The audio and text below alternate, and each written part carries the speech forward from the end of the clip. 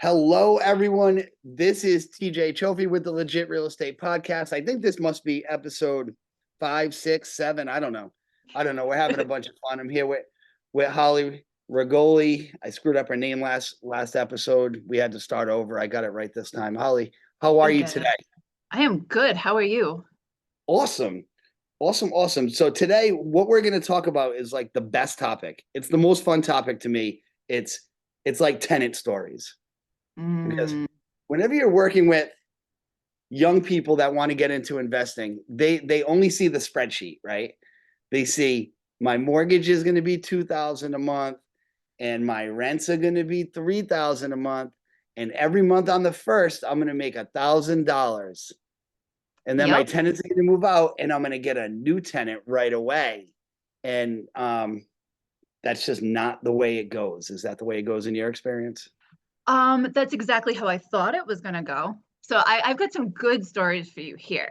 Let me back it up. So I was 23 when I bought my first property, my first investment property. Bless your heart. Yeah, well, I was a property manager, so I'm like, I can do this. Mind you, I started in residential property management as an assistant property manager for an elderly disabled complex, Okay. but run by a property management company. And I was only there for about 4 months before I went into commercial. So Okay. as I'm doing this, my experience is mainly commercial. So I bought a two-family, not bad. I bought it. We moved into one of the apartments. The downstairs neighbor was the best neighbor. He actually became uncle to, excuse me, my kids, because he got so close to them. We still see him here and there, like at least once or twice a year. We're very good friends with him. But about a year and a half after we bought that house, I bought my first four family. And I Okay. learned quickly that, in addition to the mortgage, I kind of had to pay water and sewer, and I forgot to calculate for that. I Very common. thought, That's a very, very common yeah, mistake. yep.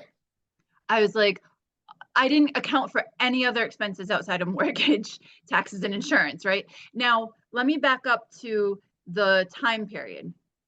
We're in the market of 2006 was when I bought the two family. 2007 was when I bought the four family. And that's when the market was at the peak high. You had mortgage companies that were very shady and doing very shady things. I Hmm. bought a four family without having to put any money down. Nice. No money down.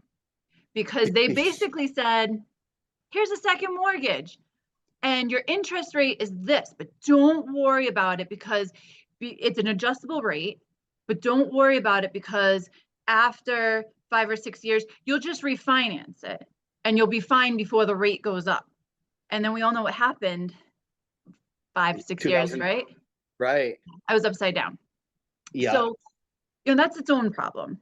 But the tenants that I had there, um, they destroyed the apartments. I had one couple that were definitely drug addicts, like they didn't have teeth. Uh, Very Did you creepy. inherit the tenants or did you put them there? You inherited the tenants? I inherited all the tenants that were there, Hmm. and most of them were very crappy. And then I didn't do very good tenant screening and got very crappy tenants. And I also thought, being in property management, that's fine. If something goes wrong with the property, I can just have my guys that take care of my properties take care of these. Well, commercial maintenance guys, contractors do not like to do residential stuff. So I couldn't lean on Oh, that. So I had trouble finding people that could fill in and do stuff. But here's some of the more fun stories. I had one tenant who he was 27 and he came in with his dad. So he was going to live by himself, but he came in with his dad and he was kind of looking around the apartment and stuff. And I gave him the lease to look at, to review and sign. And he didn't look at it at all. I'm like, well, maybe, his dad kind of looked at it. I was like, maybe he's illiterate. Maybe it's just, maybe it's not his thing. Well, I find out like later, I start getting weird calls from him. So I remember one night, it was like 2:30 in the morning. I get a call from him like, "Hey, what's the matter? Is everything okay?" He's like, "Oh yeah. I just wanted to let you know I went on vacation." I'm like, "Okay, where'd you go?" Now, mind you, middle of the night. "Oh, I went to Johnston." Okay, so the house was in West Warwick and we're in Rhode Island. So West Warwick to Johnston is maybe 20 to 30 minutes away, right? 20 minutes, maybe. Yeah. At 2 o'clock in the morning, well, he went on vacation, but yeah, no, it's a 20-minute ride. Yeah, for Yeah. sure. Yeah, but That's he not wanted to vacation. tell me. And he's like, "Oh yeah, I stayed at a motel and there were bullet holes in the door and green spots in the sink." Nice. I'm like, Why? okay. So then I get another call from him and he thinks the tenants downstairs are putting sugar in his gas tank. I was like, Of "Well, his what car. makes you sugar in his gas tank?" Okay. I'm like, All right. "Why would they do that?" He's like, "I don't know." He's like, "But I think they're putting sugar in the gas tank." Then I got what was probably the weirdest call I ever got. And he says, "I just want you to know that I'm not doing anything wrong." I'm like, Okay. "Okay." Oh, Okay. okay. He's like, "Because Antennas up. I know you said your husband likes to come up and look under the doors with the periscoping like cameras." I'm like, "What?" I'm like, "No, no, What's we this guy? don't do Was he a that." schizophrenic? This guy was nuts. So I start telling some people at work, and they're like, "It sounds like he's got a drug problem or something. That sounds like paranoia." Yep. And one of the last times he called me, he's like, "Did your husband?" Now he's on a second floor apartment. There's one way into the apartment, and then there's a fire escape down the back side, which is 2 stories up. So a fire escape, and the fire escape doesn't go all the way down to the ground because people could crawl up there, but there's one door to get in. You walk in, there's a hallway, and then there's this apartment door, and then one big room, a bathroom, and a bedroom. That was it. Mhm. And on the back side of the living room is a set of fire escape that goes down, but not all the way to the ground. He's like, "Yeah." He's like, "Did your husband come and unplug my air conditioner?" I'm like, "What would make you think that?" He's like, "Well, when I got in my shower," he's like, "my air conditioner was on." He's like, "But when I came out, it was unplugged." He's like, "No, I must have just tripped over the cord." Yeah. So I had never had anything like that happen. I don't come from I'm not around a lot of people that do weird things. Coming to find out, I did get a call from his dad. It was actually very sad. His dad called me. He OD'd in a motel somewhere in Massachusetts. No. He was heavy into cocaine. Uh, So he had inherited a bunch of money from his mom and he blew it all on drugs. And I was cleaning up the apartment after he left, and there was rolled up dollar bills everywhere, white powder. It was so sad. oh, what a 27 years shame. old. What a shame. Oh, I didn't think the story was going to end like that. No, I'm sorry. I'm sorry. It's But that was one of my like, what? yeah, it's crazy when you inherit the tenants because when you're first buying it, it feels like a good idea because you want to have the rents coming in right away. Hmm. And I hate to say it, some people want to have those security deposits right away, so they have a little bit of flexibility. Like a lot of people that buy an investment property, especially if they're buying with no money down, which you can't even do anymore, but you want that rent on the first of the month because your rent's due on the first of the month. So I mean, your Hmm. mortgage is due. So you take whatever's there, and of course, every landlord will tell you this guy's awesome. Like, oh, they're great tenants. Yeah, they've been here for years. Yeah, you didn't tell me that they're 6 months behind, and the guy's breeding reptiles. I have a Yeah. friend who yeah, he had a 4 unit across the street from his house, and he had to get it reinsured for whatever reason. He had to get it reinsured, and one of the occupants had an alligator living in the house so big Oh my that God. he couldn't get insurance because the alligator was like just massive. How did So the like, insurance company find out about that? they went and did a walkthrough. Oh my God. They Did, did a walkthrough. I don't know if it was for a refi or something like that. So my brother and I actually know this guy, and I know the alligator. And the alligator had free roam of that. So if you keep an alligator in a cage, I guess it's like a fish. They kind of grow to their environment. mhm. So, but this alligator, you would be hanging out over there and get up to use the bathroom and be like, "Oh, watch out, the gator's in the hallway." And Oh like my you just walk God. down there and the dude be like looking at you and you're like, this thing could like, yeah. So if you would take a nap at his house, like, I don't know, so every now and then we would like stay there all night and I would sleep over. Like you would sleep with your hands in your pockets because if your fingers were dangling, Oh my God. yeah. Ah, So anyway, it got so big that he couldn't get insurance. Yeah. I've But heard of imagine, stories of people letting those like free in like Lincoln Woods Pond and or yeah, lake and stuff. that's not good. Like it's not good for them. No, It's not good for us. no. Oh my God. That's Yeah, crazy. the gator story was wild, and he had built it like a whole ecosystem. It was like the whole. There was no dining room anymore. It was just for the gator. The gator just ran in the house. But Oh, tenants, I feel like as a landlord, I have almost too good of a heart. Like I want to help people. mm-hmm. So if you tell me a good enough story, sometimes I feel like yeah, I want to help you out, buddy. Like or like my the place I'm living, they're selling the house, and I can't get a house and I don't want my kids to have to leave the school district where your property is. Like sometimes I feel like for the kids and you stick them in there and more times than not, it turns into a bad situation. Like that's why I highly recommend property managers, even though I don't Mm-hmm. hire one myself. I'm being a hypocrite here, but property managers are like heartless when it comes to that. You're just like numbers on a screen and you either fit or you don't fit. Because I Yeah. feel like anytime I try and do somebody a favor, it always bites me in the ass twice as much. Yeah, I do things a little bit differently now when I'm screening people. I do give people the benefit of the doubt. Like the house that I have now, I've got 4 units. And when I rented them out, I basically, one of the units is my mom, and then the other 3 units, 2 of them were young couples that had never rented before. It was their first time renting. And then the other unit is a guy that basically was out on the street and didn't have a place because he was nomadic, like wandering around and stuff. And he came, no, he wasn't out on the street. He was in like a rooming house kind of situation. And I was like, Mhm. you know what? I'd still give people the benefit of the doubt. I check their background and credit and all that stuff. And I'm even okay if the credit is not perfect, if it's explainable. Like one of them had bad credit because it was college loans and stuff, and I can work around that stuff. But when it comes to people, I've gotten worked over so bad. I had one tenant, again, back at that multifamily in West Warwick, where the first payment of rent that he was supposed to give me, he said he had put it in the mail. And he was a weird guy. He's like, oh, I put it in the mail. I didn't get it. I was like, all right, can you meet me? Now, I was working in a commercial building in property management in downtown Providence, and I had a Citizens Bank in the first floor of my building.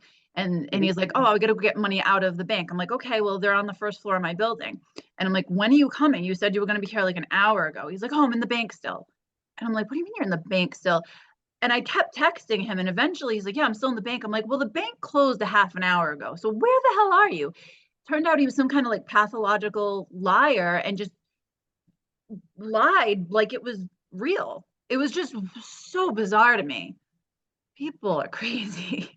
They are, and now the way the laws are changing, and Rhode Island has a big meeting on Friday. I don't know if you get the emails about the landlord tenant stuff. They're I making it do. almost impossible to freaking evict somebody. Hmm. And luckily, I don't think any of my tenants are watching this podcast, but the laws are so skewed that like if they stop paying me, my leverage, it's going to take months and lawyers and months and lawyers. Hmm. And when you put all of the power into the tenant's hands like that, you're really hurting small mom and pop landlords. Like I don't have 7 million properties. Hmm. Like certain people can, so if you have a number of property, you have 100 doors, then if you have 5 vacancies, that's already in your budget. Like you're expecting vacancies, when you have a 2 unit or a 4 unit or a 3 unit, and you're counting on that money to like keep the lights on, Hmm. that's bad. And Rhode Island right now is kind of going so far in that direction where it's going to be really hard. They're saying that you can't, if you don't have like lead tests done, you're not going to be able to evict tenants. They're saying we shouldn't be able to pull credit to check tenants. Like if you take away those metrics, then what are we supposed to go off? Yeah, Because now we have to go off what you look like. yeah, no, you can't, you You know can't what I do mean? that. Like you can't do that, right? So that's the law. We can't say, okay, I'm only renting to clean cut guys and pretty women. Like you can't do that. Yep. No, But if there's I can't check so the credit, I can't do a background check. I can't now I got to go by what car you drive and what you're wearing, and that's a terrible way because I'm in a hoodie half the time. Like you could judge me by how I look, you're not going to come up with the right answer. I'm telling you right now. yeah. And with tenants, landlords are going to get screwed real bad. That's why it's tough in Rhode Island. Connecticut's also a tenant-friendly state, which is where my house is. When we got involved, once we had that house in West Warwick, I will tell you it was tough because I didn't calculate all the things. I was young. I was stupid. I was when I got that when I was like 24, and I didn't know what to expect. The least amount of money I think I lost on that house in 1 year, in the 6 or so years we owned it, was like $12,000. Like I lost so much money on that house. And then now when I look at things, or where was I even going with this? When we got back into investing, we were like, we're not investing again. And then I started thinking like, well, real estate really is the way to go. I do want to invest, but I'm only going to invest in areas that are more landlord friendly, like Mhm. Arizona, Texas. I think those are the states where maybe it's not Arizona, I forget, but basically there's certain states that you give an eviction notice, you got the constable at their door 3 days later, they're out. Over here it's like a 2-3 month process, sometimes a 6 month process, because it's not easy. And then during that time, once you serve them a notice, you're never getting rent again. So Nope. now you're like, once that happens, there's no going back. And speaking of that, like in other states are even worse than ours. I'm looking at this article right here from California, where this lady rented a 6-month Airbnb. And then at the end of so they paid this Airbnb up front 6 months. After that, they never paid again. Oh my God. They never paid again. The person, the tenant, is suing the owner. Imagine the balls. The tenant is suing the owner for $100,000 to help her relocate. Oh, that's awful. And that the overstaying is a big thing because squatters' rights are a real thing. You'll see stories, even on the national news where people are renting and they're like, "Yeah, I'm not leaving," or that the house is vacant and someone moves into it, you own it. Someone moves in and they're like, "Yeah, we're not leaving." Yeah. No, it's definitely difficult. Again, with that house in West Warwick, I evicted at least 3 or 4 of the tenants. And every time I did, like there was one. So I will say, there is an attorney that I ended up working with after I got the evictions done that went after them and collected stuff. I was getting checks, small amounts, but some of these people straighten out their lives after and want to go on to like buy a house or rent from someone else, but they've got the eviction and they've got this stuff on their record because I filed and I was like, nope, they owe me like $4 or $5,000, whatever the amount is. And I always put it in my leases. They are responsible for the legal fees associated with any kind of legal action I need to take on them. So Mhm. sure enough, the lawyer would just tack on those fees. And for a while, I was getting some checks back years after they moved out of my houses. So it Oh, is no. important to follow up and go after these people if you can. What about damages? Anybody ever do any like real damage that cost you that? I can tell that's a yes. How that's a hard yes. So actually the same apartment that that kid unfortunately was in when he passed away, I had redone the whole apartment at one point. I think I turned that one over like at least 5 or 6 times in the 5 or 6 years I owned it. That unit, I let someone in, and this is why I will never ever rent to someone with an animal again. No animals. Sorry, no animals. They're like, well, we have this dog. He's housebroken. He's fine. I had Right. put brand new carpets in. The house was in great shape. And I walked in one day to check on things, and there were literally piles of poop all over the apartment on the Oh, carpet man. and pee just everywhere, everywhere. And then I think they also didn't pay, and I had to evict them, and they disappeared, and I had to redo everything again in that apartment. So I had one where the guy called me because the bathroom sink wouldn't drain. So I get the plumber and we go there. Underneath the sink in the kitchen, his daughter showed me, not even him, he was hiding it from me. Underneath the sink, he had a crock pot and the sink from the kitchen was leaking into the crock pot, and then he was taking the leaking water and dumping it into the kitchen sink. And I'm like, dude, why didn't you tell me that it's leaking so I could fix it? Like, you want to call me to fix this nonsense, like a bathroom sink that's not Mm-hmm. draining fast enough, right? And it's just because you're shaving in the sink. But you got this other sink that's leaking into a crock pot and you don't tell me. And it's like, dude, if you don't tell me, I can't fix it. Mm-hmm. And what happens is enough of those, enough deferred maintenance, and it just turns into garbage. It just Mm-hmm. turns into garbage. If something's broke, you got to fix it. It goes for Yeah. your house, a tenant, a rental house. But if you don't tell me, because what happens is you forget the crock pot and then it leaks into the first floor. And now I got to fix a ceiling, a cabinet, the whole thing. Yep. Yeah, that actually just happened to me. I have, so my 4 unit is I have two units upstairs, 2 units downstairs, and I get a call from the downstairs tenants in one of the apartments, and they're like, we have water coming through the ceiling in our living room, which is below the kitchen of the tenant above. So we go up there and I'm looking at it. So this is an older house, like late 1800s, early 1900s, and it was I think multiple houses. It started as one and then they built onto it. Like, but the moral of the story is this old sinks. Like I kept the old like 1900s, early 1900s, like those deep sinks. I just had them reglazed. Mm-hmm. So they don't have the kind of drains like we do now, or now you can't really get anything. They've got in the center of a sink drain, you've got kind of like it's like crosshairs. It's like there's four sections, so nothing can really like major go down. Apple's not getting down there. Yeah. So the older sinks don't have that. What they have is this tiny little it's like a screen that's at the bottom of the, not the bottom of the drain, but towards the bottom, and then you can put a stopper in if you want and stuff. Well, I go upstairs and we were trying to figure out like how did the sink's overflowing. So what's happening is even though it wasn't overflowing the sink, when the water was getting put in the sink, it was staying in the pipe, and then the pipe was leaking because the water's not meant to stay in the pipe, it's meant to drain. So I was looking at it and I called the plumber and he's like, well, what, you need to get somebody in there to jet it out. Well, I'm glad that I kind of looked at it a little bit closer because I realized, so the screen that's in the bottom of the drain had been removed. And when that got removed, things went down the drain.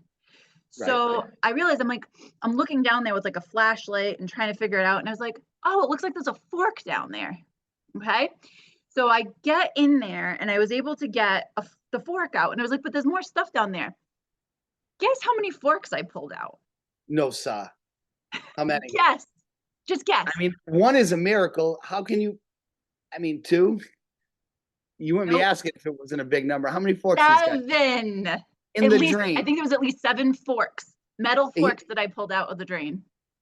No way. So he's like, wow. He's like, I was wondering where all those were. He's like, I blamed my son for throwing them away. I mean, first of all, I believe that all day because throw your food in the trash doesn't mean the whole plate and the fork. But no way. I didn't realize. First of all, I didn't realize it was big enough to take that. That's all. So as soon as you did that, it started flowing. But now you got to replace the ceiling. No, I don't have to replace the ceiling. So these are, because I've got old horse here, so it's not like as prone to mold as sheetrock is and stuff. And we got it's all dried out and stuff. But what I did is I also had to change the clean out.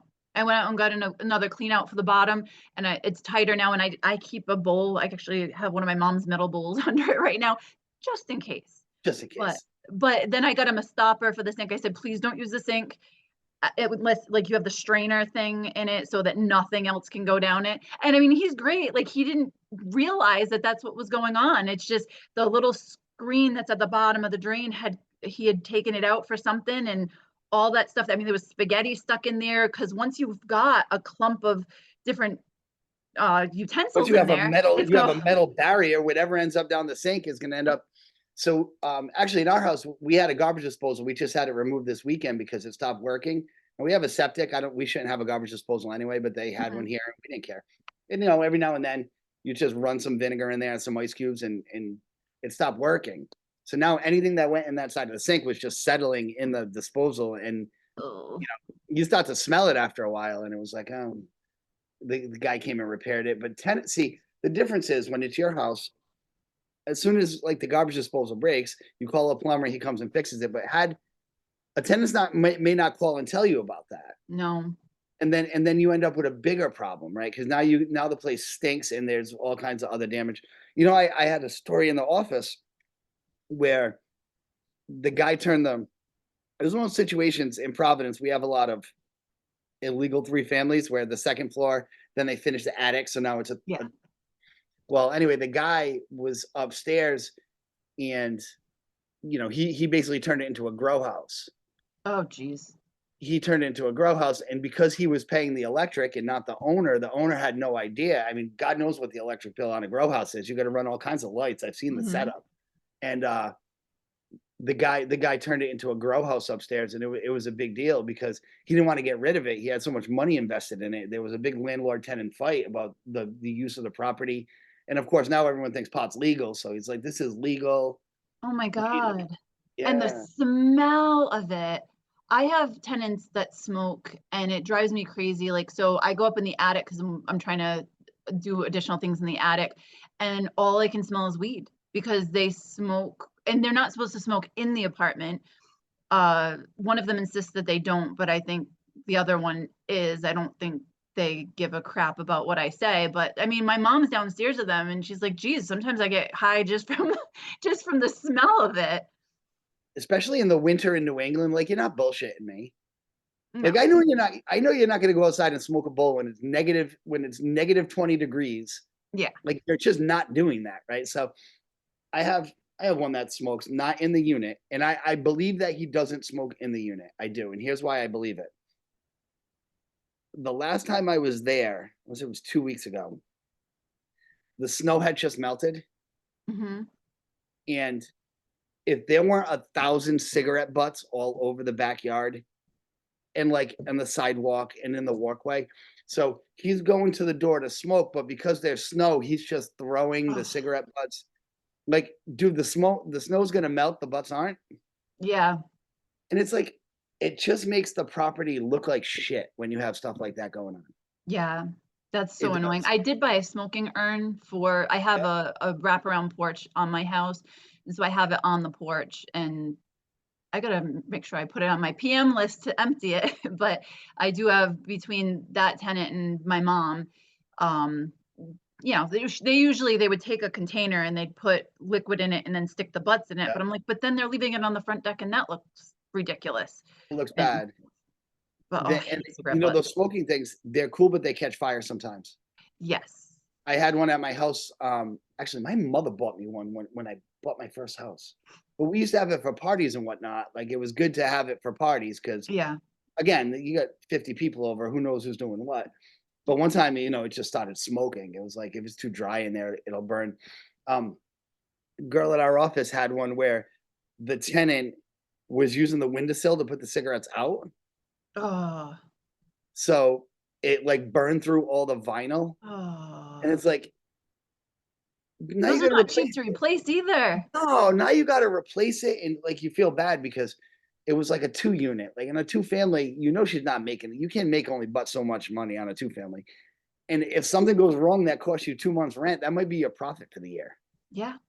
And I Yeah. think tenants don't realize that. And it bothers me like overall. I feel like even society doesn't understand that your typical landlord's money is not in the rent. It's in the equity built over time. Yes. Yes. So Especially now, if you look at a house now, like I'm looking at a couple multifamilies that I want to buy, it's going to think about a $200,000 purchase. Now, so it's nowhere near here because you can't find any multifamily for under like 350, 400,000 in I'm talking about Connecticut. You can find them around that. I'm looking somewhere completely different. It's $40,000 for a down payment, right? So that's money coming out of your pocket on a purchase like that. And then most of the time when you're purchasing it, you want to go at least with the 1 to 2% rule. So you're really maybe making a couple $100 a month profit, and you're really banking on the equity that you're going to get down the road when you either sell it or are holding on to it and maybe you're finally getting income from it. correct. But if you were to ask the people who are going to be at that meeting Friday or your typical tenant, they think that, it's just raining money. Mhm. And then maybe if you have 100 units, the cash flow situation is a lot different. The way you calculate your expenses is a lot different. But most of the people I know that have rentals, they have between, 2 and 4 units. Like they either have a two family or they have two families and they live in one, or they have two families. And Mhm. those people are not printing money. So when a tenant does damage or doesn't pay rent or won't leave or whatever, it really hurts them. It hurts them bad. It hurt me bad. Like that multifamily that I had, like I said, the least amount of money I ever lost in a year was like $12,000. And at that point, I had one child that was an infant, and I was working full time. My husband was working full time, and we're pumping money into the house, and we got nothing out of it because when we sold it, we had to short sale it. Had I held on to it, we would have had to carry those expenses for another, what did it take? About 7 or 8 years for the market to turn around. Mhm. It would have been great because now I could have sold it, but At the it's time, though, difficult. especially when you're young and like every dollar matters always, but when you're really, really young, $1,000 a month to lose is a lot. Oh my Uh, God. I have one right now where, so my grandfather lives there and it was his house. It's now mine. But part of the deal was you're not going to pay rent for the rest of your life. Mhm. So I'm taking a loss every month on it. And my son actually asked me about it. The other day I was depositing the rent on the 9th when the rent's due on the 1st, but that's besides the point.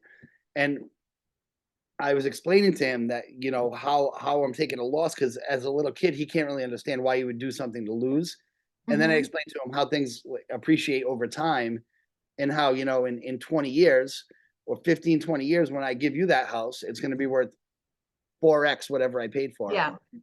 And that's kind of the plan. So, but when right now I'm in a position where if I lose, I don't know, $700, $800 a month, it's not the end of the world. Other people, like when you first start out, you lose $800 a month, you're going to go into foreclosure in about 3 months, and that Yeah. really does Yeah. it And does. then the tenants do not care. Uh, it's really hard. And that's why we've said we were never going to do it again. And then, but I always look at we go back to real estate and it's like, okay, but if you can hang on to it, the value that's there, I mean, it is an asset that is not going anywhere. Because the math always works in the long term. It really does. It always works in the long term, and it works more if you can get 8 doors under one roof. That's like the way to go. Hmm. And you can factor in, okay, I only need 5 of these rents to make my mortgage, and the other 3 can be for putting aside for major projects for a little spending money. Because it would be Yeah. nice, I think, to have a rental where I get a little fun out of it instead of just stories for a podcast. Yeah. Um, I the like my que- multifamily that I have. I'm trying to expand on it. I turned it from a 3 family to a 4 family, and I'm trying to either add an additional unit or add to the upstairs units so I can make them bigger and rent it out that way. I got to see what the town's going to let me do.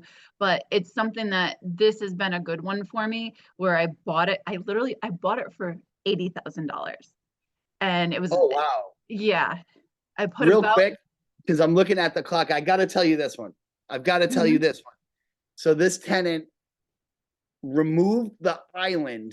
This is not my story. This is coming from a story I read online. Oh, They geez. removed the island from the kitchen, Built-in island. built an island, removed it from the kitchen to put it in the backyard because they needed an outdoor serving area for a birthday party. Oh my God. I mean, a folding table's like $29 at Job Oh Lot. my God. But could you imagine the islands just in the backyard? Imagine driving up and being like, what the hell did you do? Oh my gosh. That is awful. Awful. I don't even know what I would do in that case. I would throw a fit. That is But awful. quote, they needed an outdoor serving area. Oh my goodness, I can't even think of it. No, they go beyond. I can't wait. I have a lot of friends and colleagues that are landlords, and we're gonna get some stories from them, or maybe even get some of them on here to tell us some of their nightmare stories. And my I'd love to property do manager that. friends. I would love to do that. The property management people have the best stories because they have so many more options for stories, right? Oh my gosh. I remember, so the one of the bosses that I used to work for, I was in commercial, but before she was in commercial, she did huge apartment complexes, and the tenant stories she had, oh my gosh, like walking in and having the entire floor, not even at 1 inch of the floor, like not covered by cockroaches, dead, Oh, that's scary. live, just That's gross. everywhere. I Yep. told you about the one I went and showed. I think this was that first episode. I went and showed one where I was like this the whole time, and the cockroaches, they were all over the ceiling. They had little kids. I felt so bad. Can't But the even. landlord, the landlords, it cost him thousands of dollars. Because now to get it ready for sale, you got to get those people out, and you got to get that thing. You got to get professionals to clean up once you get through Oh, that. I can't deal. And then you've got the bed bug issues and stuff too. That's not easy to take care of. They're not. In a past life, I used to work in a group home, and you would bring a kid in. DCYF would bring kids, and they would come in with like just whatever they had, But if they had bed bugs in their clothes, instant, like within no time, every kid in the room in the house would have bed bugs in their stuff, and wake up with bites and everything, and go home and feel gross. I felt so bad. I mean, I feel bad for the kid. It's not his fault. Yeah, but then you gotta be careful taking it. I get nervous going places. I had taken a couple bug seminars, and it's like, and now every time I go to a hotel or anywhere I'm at, I'll always check, I'll lift up all the protectors and check the seam to see if there's any dark spots to make sure that there's no signs of like the bed bugs there. But even just putting your luggage on a bed at a hotel, you can bring it home to your own house. Yeah, because they travel. They really do. Yep. And And you can be the cleanest. I had friends, cleanest of clean, like, and they've traveled, put it on like the bus seat or whatever, came home and then got infested with bed bugs at their own house. and they're gross because you can't see them. And it's the same thing. Like every now and then, when my kids were in daycare, it used to happen. Like there would be a lice outbreak. Like Ugh. it just happens. Like it doesn't mean your kid's gross. Like Mhm. luckily, I don't think my wife would know. I don't think my kid ever had it, but I remember going through his hair. We would have to go through his hair, and then we would go get a haircut really short, and we would warn the girl, like, "Dad, like, what are you gonna do? Yeah, We try gotta having cut a his." daughter. It's No, paranoia. I'm like, I don't see them, but we're treating you anyway. yeah, well, yeah, because especially when you have thick hair like yours, like my hair's thin now. I could find them right away. Oh no, But my daughter's so thick. When her hair's dry, I can't get a comb through it. She's got very thick, wavy hair. landlords and tenants. Yep. But I think that's a fun episode. We're gonna have more like this. Yeah, I want people on telling stories. That's going to be my mission as we get into next week, is to get a couple people on here to tell some stories, and Yes. plus it'll give a chance for people to meet some of our friends. Yeah, and if you guys have stories, please send them in. You can send them in to the legit real estate podcast at gmail.com. You can find us, we're trying to get everywhere. So you can watch us on YouTube, you can listen to us on Spotify, Amazon, iTunes. You can like and follow us on Facebook and Instagram, and I will eventually figure out Twitter and all that fun stuff. I'm learning all these things, so just follow, We're all like, learning. Hey, thanks for subscribe. listening, Holly. Have a terrific day. You too. Crush it today. I'll talk to you later. Thanks. Bye.